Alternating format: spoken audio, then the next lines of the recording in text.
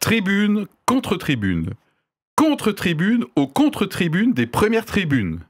Certains retirent leur signature de la contre-tribune, de la tribune, et signent une contre-tribune à la contre-tribune qu'ils avaient signée. Alors, cette longue tirade n'est pas de moi. Je cite ici un extrait truculent et sans doute quand même un petit peu grave de la chronique d'une avocate, Julia Courvoisier. C'était dans l'hebdomadaire Marianne du 4 janvier dernier. Alors aujourd'hui, là, nous ensemble et avec vous, chère audience, on ne se prononce pas sur le cas Depardieu, mais bien sur ce que ça génère et peut-être également sur ce qui dégénère. Je suis très content de celle-là. Voilà. Que pensez-vous ? Mes chers chroniqueurs, vous avez noté le retour d'Anita, hein, donc elle n'était pas bannie à vie malgré les bruits de couloir et les bruits web, comme quoi, voilà, elle était au frigo et du coup elle a disparu. Non, ça y est, en tout cas elle est ressuscitée. Mais après cette émission, normalement je devrais l'être. Ah, d'accord, ok.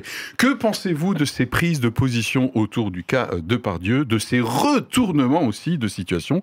Qu'est-ce que ça dit des tendances de notre société ? Et en tant que chrétien, pas crétin, la Bible peut-elle nous éclairer sur ce coup-là? Tout de suite, un premier tour de table et un premier tour de chauffe dont on va exclure Anita. On va vraiment finir par penser qu'il y a quelque chose contre elle. Non, c'est juste qu'elle va à la confesse dans un instant. Quand le sujet est arrivé dans ta boîte aux lettres, Benoît, qu'est-ce que ça a fait? Je me suis dit, encore un pugilat médiatique. Un pugilat médiatique, voilà. Yes. Après, je suis rentré un petit peu dans le sujet et puis j'ai vu qu'il y avait des propos qui étaient extrêmement blessants qui avaient pu être prononcés. Et je me dis que ce serait bien que les gens apportent un petit peu de nuance. Un petit peu de nuance, ok. Bon, et moi je vous avoue que je ne voulais pas aborder ce sujet autour de Depardieu. Hein. Vous savez que je suis les sujets à la trace, donc déjà depuis Noël. Mais là j'étais tout content parce que je pense avoir trouvé un angle. C'est pas Depardieu l'angle, c'est les tribunes, les contre-tribunes, les retribunes et les détribunes, qui ont été proférées effectivement dans les médias suite à ceci. Pour nous éclairer un peu sur le sujet, Anita va à la confesse tout de suite. Alors déjà, je ne suis pas sûre que nous allons être d'accord sur notre confession, mais c'est pas grave. Allez, va, je le confesse. Encore une qui va sauter à la prochaine émission, hein, ça, c'est sûr. Alors, dans ces mêlées médiatiques, mêlées-démêlées occasionnées donc par la situation de Gérard Depardieu, alors mêlées où se confrontent les opinions, les engagements, et à la fin desquels, de toute façon, comme à la fin d'un match de rugby, tout le monde se relèvera plus ou moins recouvert de boue, dans tout cela, paradoxalement, moi je discerne l'émergence d'un petit cours d'eau limpide et tranquille. Oula, hein. Alors, elle a fumé quelque chose, c'est possible. Non, mais on l'écoute. Actuellement, ce qui ressort des médias, bien sûr, ce sont des affrontements verbaux, des artistes qui signent, contre-signent des manifestes. Et puis, il y a aussi la démesure de certains propos. Se priver de cet immense acteur, est-il écrit au sujet de Gérard Depardieu, serait un drame, une défaite, la mort de l'art, la nôtre. Soyons clairs, je ne vais pas mourir si Gérard Depardieu venait à ne plus tourner de films, et je suis persuadée que l'art continuerait aussi à vivre. En revanche, il y a probablement quelque chose de l'ordre de la mort qui est en marche. Et ce quelque chose, c'est l'immunité tacite dont certaines personnes bénéficient dans certains milieux. Actuellement, celui de la culture, mais on a déjà vu celui du sport, de la politique. Ces personnes, ce sont celles qui pensent pouvoir agir à leur guise, abuser de leur position, qu'elles soient acteurs ou diseurs, qu'elles soient dans des tribunes ou sur des scènes de théâtre, et qui pensent qu'elles ne vont pas être sanctionnées sous prétexte de notoriété, sous prétexte d'être important. Au travers de ces scandales, en réalité, il y a quelque chose qui est en train de changer. Et ce petit cours d'eau que moi j'entrevois, c'est celui d'un nouvel équilibre des forces entre hommes et femmes. Parce que je crois que le sujet qui agite la sphère des arts, ce n'est pas seulement le cas de quelques personnes, un homme qui est accusé, des femmes qui dénoncent, mais le sujet ne serait-ce pas celui en fait du pouvoir, le pouvoir d'agir librement dans sa sphère professionnelle comme dans sa sphère privée, que l'on soit homme ou femme. Alors au-delà des scandales, c'est peut-être une nouvelle ère de la relation entre hommes et femmes qui est en train de se préparer. C'était Anita. Et voilà. Alors du coup, je profite de l'antenne pour émettre une offre d'emploi. Donc il y a un poste de chroniqueur, ou de chroniqueuse plus précisément, qui vient à l'instant de se libérer. Quelle coïncidence! Je suis ravi du coup que vous puissiez entendre cet appel à l'aide. Nous avons besoin de renforts pour remplacer les éléments qui ne sont plus jugés désirables par l'animateur. Voilà, avant première question, les faits et contexte, oui. Benoît, qui je suis sûr, lui, va beaucoup plus me plaire. Je ne sais pas. Quoi? On va faire un historique pour y voir plus clair dans ce sujet. Donc c'est en décembre 2023, le 25 exactement, donc de quoi continuer à fêter Noël, ou pas, qu'une tribune a été diffusée pour apporter un soutien à Gérard Depardieu. Pour ceux qui ne savent peut-être pas, l'acteur français de 75 ans, le temps passe, il a 75 ans, a été mis en examen pour viol depuis 2020 et aujourd'hui il est au cœur d'un scandale. Alors il y a plusieurs acteurs, chanteurs, artistes en tout genre qui ont apporté leur signature à une tribune qui visait alors à, je cite, ne pas effacer Gérard Depardieu. Et bien qu'il ait des dossiers ouverts avec la justice, qu'il ne soit pas nié le fait qu'il reste un homme du 7e art, qu'il est un monument dans le domaine et que l'attaquer lui, c'est attaquer l'art, c'est attaquer le cinéma. Donc suite à cela, il y a eu une publication de contre-tribune, dont notamment une qui a été publiée sur Libération, signée par 150 artistes et qui proclame que l'art n'est pas un totem d'immunité. De là est parti un emballement médiatique et on a vu les signataires du premier texte prendre leur distance, d'autres renforcer leur soutien et certains carrément s'excuser de l'avoir fait. Alors pourquoi un tel revirement? On peut se poser la question. En fait, la tribune de soutien, donc la première, a été écrite par Yanis Eziadi, qui est comédien et proche de Julie Depardieu, la fille de l'intéressé. Il est aussi proche de Sarah Knafo, qui est conseillère de campagne d'Éric Zemmour. Alors là, l'auteur de cette première tribune a des idées d'extrême droite et c'est l'éditorialiste, j'ai réussi, du magazine Causeur. C'est ça qui a mis le feu aux poudres pour certains détracteurs et qui a mené l'emballement sur les médias. Pour finir, j'apporte des réponses de personnes qui ont fait un rétropédalage en mode « Oups, ah bah non, c'était pas de ma faute » ou bien qui ont donné des explications. C'était très bien ça. Ou qui ont donné des explications. Si on avait le temps, je lui demanderais de le refaire, mais bon, bref. Non, ce sera plus dans le Oups, tagadou. Qui ont donné des explications après avoir signé la première tribune. Donc on a Carole Bouquet, qui a vécu pendant une dizaine d'années avec Depardieu. J'ai signé, cependant, je ne soutiens pas les idées et les valeurs associées aux journalistes porteurs de cette tribune. Ensuite, on a Dominique Besnéard, producteur et ex-agent. Je soutiens la présomption d'innocence de Gérard et de tout individu, et je m'en veux d'avoir été naïf. Et enfin, Jacques Weber, qui est acteur français. Je mesure chaque jour mon aveuglement, et je veux le dire clairement, oui, ma signature était un autre viol. Ok, merci Benoît. Première question à laquelle vous pouvez répondre avec nous. Eh bien, c'est dans cette première tribune, donc la tribune initiale, celle du 25 décembre, quels sont les éléments avec lesquels vous êtes d'accord sur le fond du texte? Et ensuite, on verra les éléments avec lesquels vous n'êtes pas d'accord. Et on fera la même chose après pour les prochaines contre-tribunes. Ok? Anita, as-tu noté néanmoins un ou deux éléments mais complètement avec lesquels tu dis, ben non, ok. Alors, si d'abord c'est le d'accord, tu as dit. Oui, d'abord c'est le d'accord. D'abord, c'est le d'accord.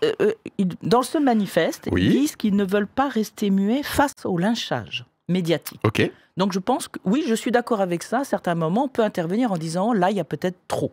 Ok, je suis d'accord avec ça. Ok, moi je me suis noté effectivement, ils disent on veut éviter le bannissement et le boycott, hein, en gros. Hein, voilà. Donc moi je suis d'accord avec ça sur la tribune initiale. Je suis d'accord aussi, et je pense qu'il faut savoir reconnaître les actes d'un homme dans un contexte par rapport à des performances qu'il peut faire sur un écran. Voilà. Ok.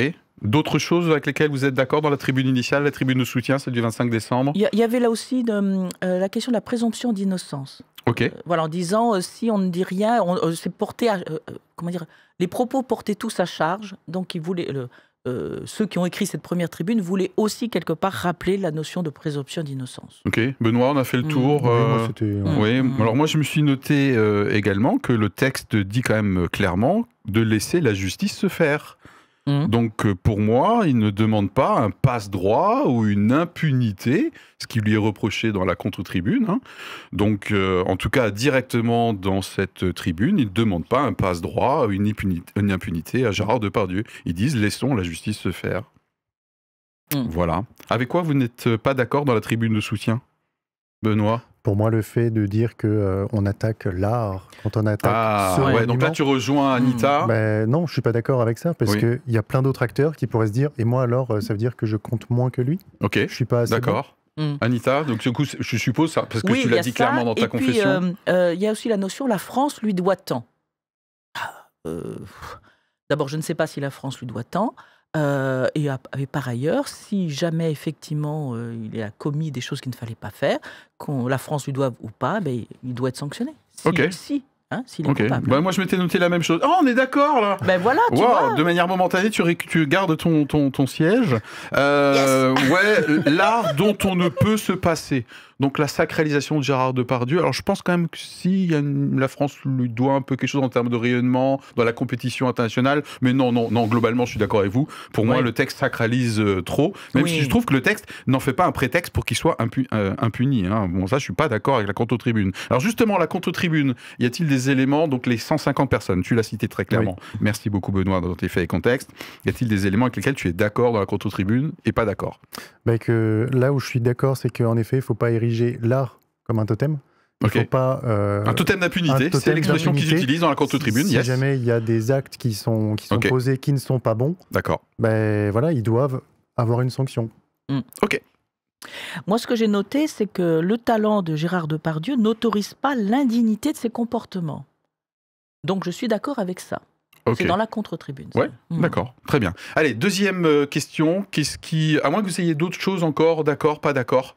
Et notre audience, du coup, en profite pour se caler un petit peu, parce que quand même, ça a saturé les médias là, depuis plusieurs semaines. Hein. Deuxième question, qu'est-ce qui se dégage, au-delà du cas Depardieu, de cet échange de tribunes? Est-ce qu'il y a des leçons, des analyses sur qu'est-ce qui se passe dans notre société actuellement? Quels sont les points qui disent quel type de société on est aujourd'hui, au-delà, encore une fois, du cas Depardieu? Alors, je vais commencer tout de suite avec une première réponse. Je trouve que nous sommes une société dans laquelle les clivages sont nombreux et de plus en plus exacerbés. Voilà, c'est ma contribution à la réponse à ma question. Bon, puisque tu souris bêtement, Anita.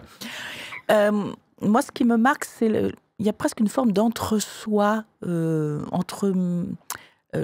sein du milieu artistique. Il y a quelque chose qui semble tourner en rond.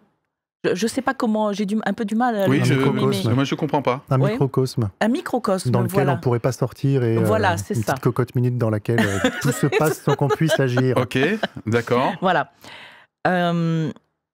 C'est ça. Bon, moi je me suis noté... Benoît peut-être? Oui, moi j'aimerais bien parce parler. Que trois choses. Je vais te dire tu vas de...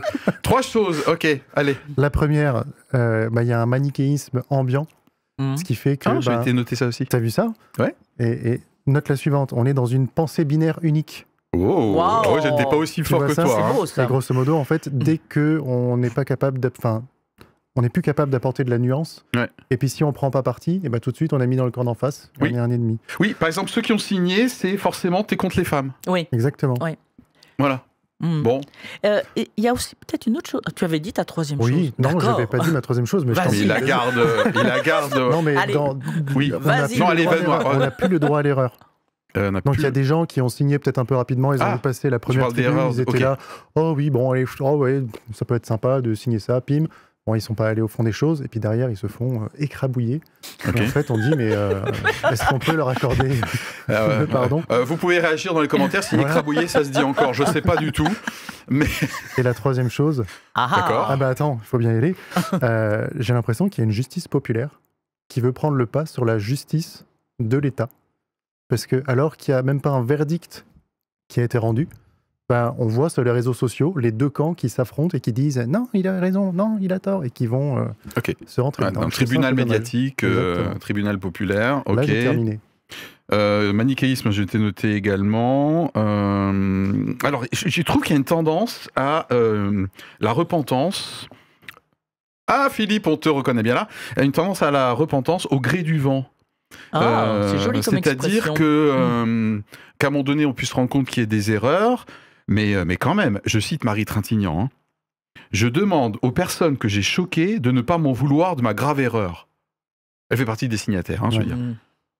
Waouh! Et en fait, moi, ce que je note, et ça, c'est une vraie tendance en société qu'on a déjà développée dans d'autres sujets, c'est dès lors que je choque quelqu'un, je me repens d'avoir choqué quelqu'un, d'avoir fait du mal, entre guillemets, à quelqu'un, et donc la victime, entre guillemets, est toute puissante et me fait repentir de mon action, en l'occurrence d'avoir signé la tribune, quoi. En tout cas, ça ressort très clairement, chez Jacques Weber aussi, hein, il dit que c'est un nouveau viol. Et moi, cette phrase m'a choqué.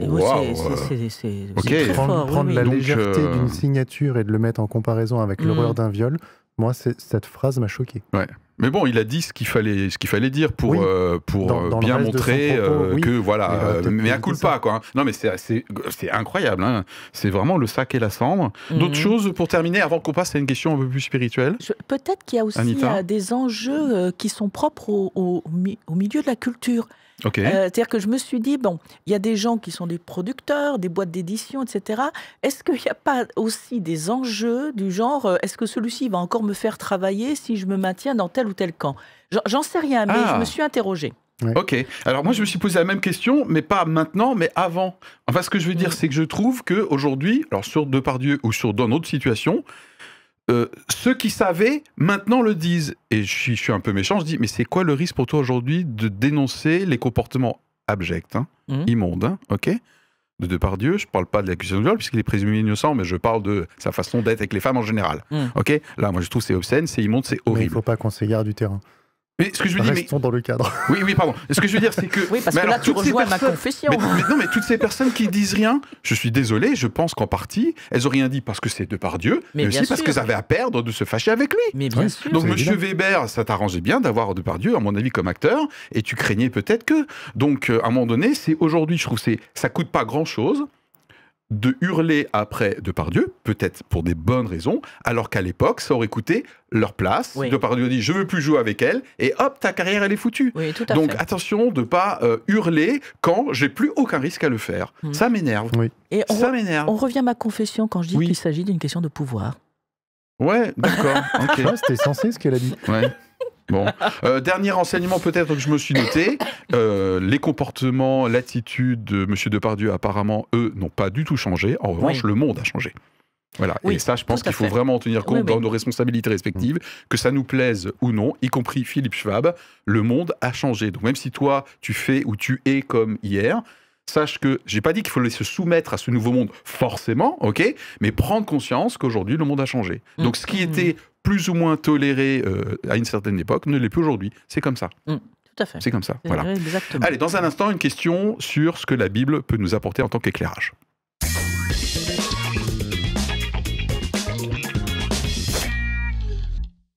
Oui, donc la Bible, qu'est-ce qu'elle nous dit? Qu'est-ce qu'elle peut nous dire dans cette bataille de tribunes? Qu'est-ce qu'il y a? Rien. On t'écoute. Vous lisez la Bible, j'espère, quand même. Ah, ça nous arrive. Bon, ça nous arrive. Ah, d'accord. Bon, je vais faire quand même quelques recadrages hors antenne. Bientôt, c'est 2 chroniqueurs qui vont rechercher. Alors, offre d'emploi, 2 chroniqueurs. Je réponds moi-même déjà à la première question et c'est le point sur lequel je suis d'accord avec toi, je pense, dans ta confession. Je pense que c'est une loi spirituelle qu'à un moment donné, ce qui est caché sort à la lumière. Donc ça, je pense que c'est vraiment une loi spirituelle. C'est pas, je pense, je suis sûr, il y a plein de versets là-dessus. Donc une des premières leçons, éclairage par rapport à ce que dit la Bible, ce qui est caché, à un moment donné, sort inévitablement à la lumière. Qu'avez-vous noté d'autre? Alors, je suis, figure-toi, sur à peu près la même longueur d'onde que toi. Ça m'a fait penser à 2 choses. D'une part, ça m'a fait penser à la question des scandales. Ok. Où Jésus lui-même dit, à un moment donné, il dit vous ne pourrez pas éviter qu'il y ait des scandales. Mais malheur aussi à ceux par qui arrive le scandale. Ah, voilà. Oui, intéressant. Voilà. Donc, voilà. Et le scandale dans le Nouveau Testament, dans le grec, c'est l'obstacle qui fait que ça devient une pierre d'achoppement. Voilà. Quelqu'un trébuche, en fait, et tu es la source de ça. Okay. Voilà, c'est ça. Donc, moi, ça m'a renvoyé cette notion de scandale en disant on ne peut pas l'éviter. Par contre, nous sommes invités à éviter que, en tant que personne, nous soyons sujets de scandale pour les autres. Voilà. Ok. Benoît? Je vais repartir sur la justice populaire dont je parlais tout à l'heure. Et la Bible? Et la Bible, ne t'assieds pas sur le banc des méchants. C'est-à-dire, ne va pas être avec ceux qui propagent le mal, parce que la Bible n'invite pas à juger, parce que c'est Dieu seul qui est le juge. On est appelé à aimer et pas à juger. Et au lieu de regarder... c'est vrai. Oui. Voilà. Mais je vais juste apporter un petit... parce que là, sinon, on va avoir des commentaires enflammés. Oui. Oui. Oui, non, mais Tu pardon, penses Benoît. Mais tu m'as coupé. Oui, non, mais en Voilà. fait, t'es persécuté, là, clairement Je aujourd'hui. me sens, voilà. Non, mais pareil, l'histoire de la paille et de la poutre. Oui. Et Jésus et la femme adultère, moi, il y a un truc que Ah. je trouve fascinant là-dedans, c'est que Jésus va demander que celui qui n'a jamais péché lui jette la première pierre. Ils s'en vont tous. Et à la fin, Jésus lui-même, qui est quand même le Fils de Dieu, je ne te condamne pas non plus. Alors, je me suis noté par rapport à ça, je prolonge, Benoît, complètement d'accord avec toi, c'est que dans la Bible, Jésus confronte les gens. Voilà. Oui. Il aime les gens et il les confronte, par contre, il les condamne pas. Et pour compléter, Dont la femme. Confronter n'est pas jugé. Voilà. Tout à fait. Confronter, c'est Oui, regarde, yes. regarde C'est- ce voilà. que tu as fait. C'est ça. Mais la sanction, Voilà. Il ne minimise pas, elle est tout à fait d'accord. et un peu dans la suite de Anita. ce que tu avais dit, Oui. Philippe, moi j'ai repris des propos de l'apôtre Paul dans la lettre aux Éphésiens, où il précise ne participez pas aux œuvres des ténèbres, mais démasquez-les plutôt. En effet, ce que ces hommes font en secret, il est même honteux d'en parler, mais tout ce qui est démasqué par la lumière apparaît clairement. Donc je pense que sans être sujet de scandale par soi-même, parfois on peut aussi être amené à dénoncer ce qui ne va pas. Ouais, donc là, tu es d'accord avec ceux qui dénoncent les comportements de Gérard Depardieu. Je suis En d'accord. partie, en tout cas, sur le fait de démasquer. Après, il y a voilà, c'est le fait Ok. de démasquer. D'accord. Le fait Ok. de démasquer, de mettre à la Ouais. lumière. Il y a un côté dans la Bible, je trouve, qui m'inspire, c'est que dans la Bible, il n'y a jamais avec Jésus, en tout cas, ce côté persona non grata. Ah oui. C'est-à-dire, tout d'un coup, Depardieu, c'est un lépreux. Je dis lépreux parce que dans la Bible, il y a justement des histoires avec des lépreux qui étaient vraiment des intouchables, hein, pour des raisons assez objectives, bien sûr, d'un point de vue maladie. Mais vous retrouverez jamais chez Jésus le fait que il balaye l'ensemble de la personne et il faut surtout pas le toucher, le fréquenter, il devient impur et devient un paria de la société. Ça, c'est vraiment quelque chose qui n'est absolument pas dans la Bible. Ouais, Jésus, il n'a pas une pensée binaire d'un gamin de 4 ans. Et Mm. du coup, il va regarder le monde avec sa complexité et regarder les gens dans leur complexité. Et peut-être dans la suite même de ton propos, Oui. je Anita. trouve dans le livre de l'Apocalypse, celui-ci commence par des lettres aux églises. Mhm. Et dans ces lettres aux églises, donc c'est Jésus qui parle aux églises du moment et qui peut nous parler à travers elles, il reconnaît ce qui va bien et il dit ce qui ne va pas bien. C'est-à-dire qu'en fait, les deux peuvent cohabiter et à la fois on peut faire quelque chose de bien et à la fois on peut faire quelque chose de mal. Voilà. Ouais, donc le manichéisme et Voilà. la punchline que tu as dite, que je ne peux pas répéter puisqu'elle est trop brillante Bah oui. pour moi. Je me suis noté également dans la Bible, notamment par rapport au fait que demain on peut m'inviter à signer une tribune ou une contre-tribune. La Bible nous invite à être réfléchi Oui. et lorsqu'on dit oui, on dit oui, et quand on dit non, on dit non. Hein. La Bible dit clairement, il y a un verset, que ton oui soit oui et que ton non soit non. Donc prudence pour nous, parce Oui. qu'on peut aussi nous tomber dans ce genre d'emballement et regretter Tout à fait. quelque chose Ouais. qu'on a fait peut-être un peu à la va-vite. Voilà, donc réfléchissons. Ça aussi, c'est biblique. Puis moi, je me suis noté également, par rapport à la Bible, c'est que la Bible renvoie chacun à nos responsabilités. Donc je pense que Jésus, là, confronterait sévèrement Gérard Depardieu. Et il confronterait aussi toutes ces personnes qui, pour l'instant, ont choisi de se taire pendant 25, pendant 30 ans, quoi. Voilà. Et il les ramènerait aussi à leurs responsabilités. Qu'est-ce qui t'a manqué aujourd'hui, à ce moment-là, pour démasquer? Bien sûr, si tu avais les moyens de le faire. Hein, je ne parle pas de la petite jeune qui avait Voilà, mais quand même des gens qui pèsent un peu dans le milieu. Voilà. Donc, on a terminé sur le point de vue biblique. Et ben, ça tombe bien parce qu'on est arrivé au bout du timing. Voilà, donc la guerre des tribunes, c'était le sujet du jour. L'objectif, c'est que vous puissiez vous situer en tant qu'audience. Et puis, on est toujours friand de vos commentaires. Oui, vous Voilà, pouvez d'ailleurs sur les aussi différents réseaux. Hein. vous abonner, vous pouvez liker, hein, n'oubliez pas, ça se fait. Hein. Voilà, Les pouces en l'air. on les pousse en l'air. On a notre petite animatrice. Merci beaucoup de nous avoir suivis. À vos commentaires et à bientôt pour un prochain épisode. Allez, bye. Ciao.